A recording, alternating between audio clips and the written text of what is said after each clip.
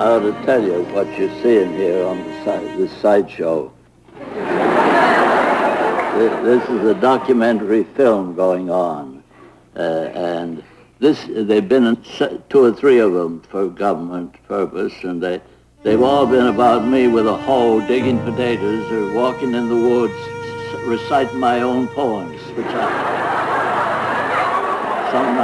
I don't farm very much for a good many years. I have a little garden.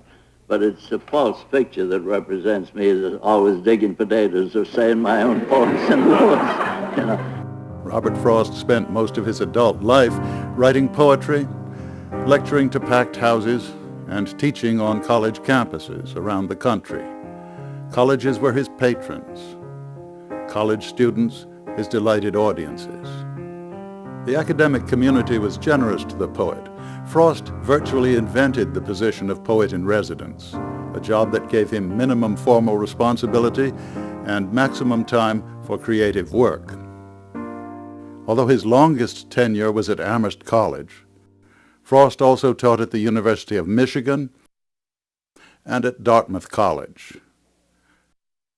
Frost's classes, like his public lectures, were improvised excursions through his thoughts on literature, politics, life.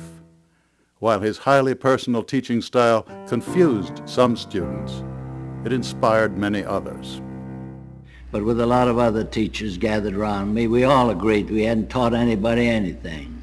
And I said, well, you know, this is what I think I've done. I've just been around looking for kindred spirits to comfort them or comfort myself. And that's all I'm doing anytime. Whether teaching or barding around, as he called his frequent lecture tours, Frost's message was the same. Don't be swayed. Answer to your own passionate preferences. Audiences were invariably charmed and moved by Frost's philosophy, persona, and poetry. He would declare and could himself believe that the birds there in all the garden round, from having heard the day-long voice of Eve, had added to their own an oversound, her tone of meaning, though without the words. Admittedly an eloquence so soft could only have had an influence on birds when call of laughter carried it aloft. Be that as may be, she was in their song. Moreover, her voice upon their voices crossed had now persisted in the woods so long that probably it never would be lost. Never again would bird song be the same, and to do that to birds was why she came.